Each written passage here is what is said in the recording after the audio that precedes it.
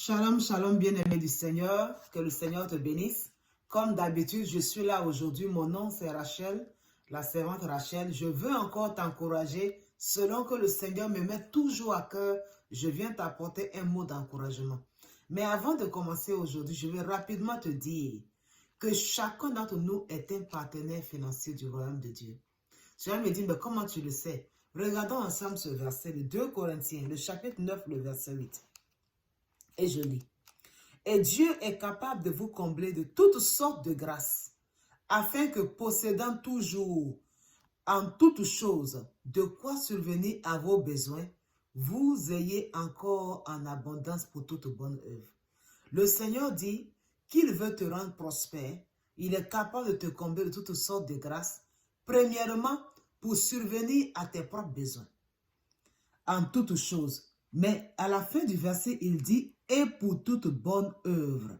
C'est-à-dire que l'un des buts pour lesquels Dieu te rend prospère en tant qu'enfant de Dieu, l'une des raisons pour lesquelles il peut te faire confiance et te confier des ressources, c'est pour que non seulement tu prennes soin de toi, de ta famille, mais surtout et aussi que tu prennes soin des autres.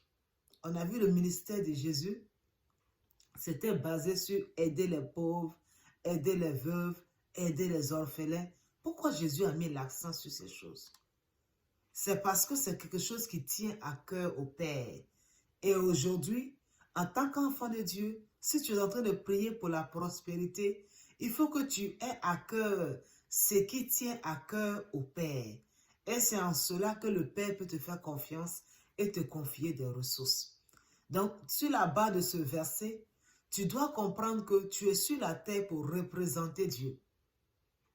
Pour représenter Dieu et continuer le ministère que Jésus a commencé. Ok?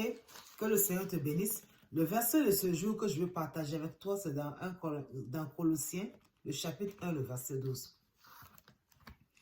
La Bible dit, « Rendez grâce au Père qui nous a rendus capables d'avoir part à l'héritage des saints dans la lumière. » Ici, l'écrivain de Colossiens nous dit, c'est l'apôtre Paul, il nous dit de rendre gloire au Seigneur qui nous a rendus capables d'avoir part à l'héritage des saints par la lumière. Qu'est-ce que cela veut dire? Ici, en tant qu'enfant de Dieu, Dieu est en train de nous dire que après notre conversion, nous avons part à l'héritage des saints. Et c'est quoi? L'héritage des saints, ça parle ici de la nature de Jésus. La nature qu'il laisse à tous les saints. C'est-à-dire que tous ceux qui sont des suiveurs de Jésus vont aussi avoir la nature de Jésus. Et cet héritage est pour toi et c'est pour moi.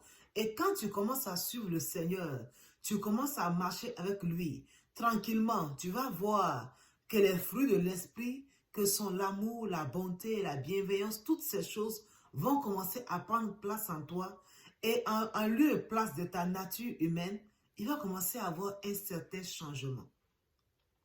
Et ce changement va t'amener à commencer à développer l'héritage des saints.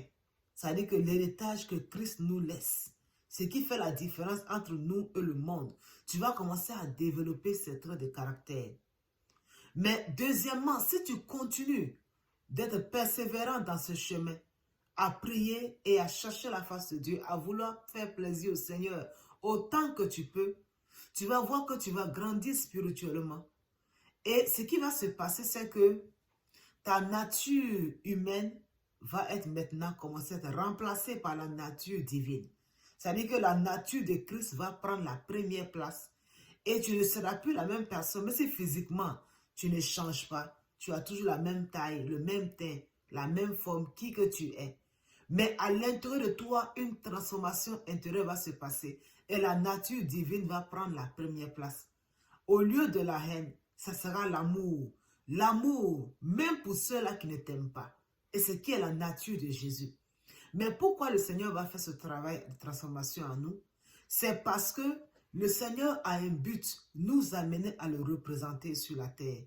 Et on va se rendre compte que à partir de ce travail de transformation dans notre vie, on va commencer à découvrir notre destinée. Parce que quand tu passes par cette transformation, Dieu maintenant te prend et te révèle sa destinée pour toi. Il te révèle pourquoi en fait tu es sur la terre, pourquoi il a permis que tu puisses le connaître. Et cette destinée peut être différente d'une personne à une autre. Mais il y a des points qui sont communs. Les points communs, c'est que tu vas commencer à t'intéresser, à faire les choses que Jésus a fait.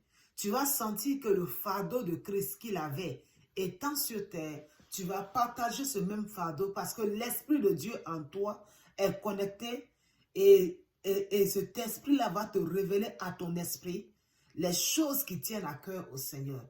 Et c'est comme ça que certains d'entre nous vont se voir en train de véritablement, à partir de la transformation que Dieu va mettre en place en eux, ils vont commencer à prendre à cœur l'œuvre du Seigneur. Et tu vas voir comment Dieu va bénir le fruit de tes mains.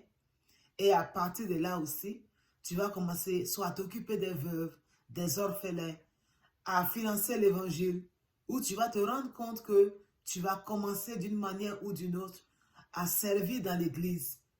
Tu ne vas pas juste t'arrêter à « je suis content, je suis chrétien, je suis délivré », mais tu vas voir qu'il y a un appel, il y a une mission. Ce n'est pas par hasard que toute cette transformation s'est passée en toi, mais il y a un but pour lequel elle s'est passée. Et c'est par ce but-là que tu vas commencer à vraiment t'attacher et rentrer dans le plan divin de Dieu pour toi. Donc, je vais t'encourager ici, une fois de plus, dans le processus, retiens que Dieu nous a fait part de pouvoir avoir accès à l'héritage des saints. Et ce n'est pas pour rien. C'est pour que nous puissions le représenter sur la terre. Toi et moi, que nous puissions le représenter sur la terre. Donc, que le Seigneur te bénisse et que son nom soit glorifié dans ta vie. Je déclare au nom de Jésus sur ce mois de décembre dans lequel nous entrons, que tu sois de plus en plus proche du Seigneur et que sa révélation soit encore notre partage à tous, au nom puissant de Jésus-Christ. Shalom.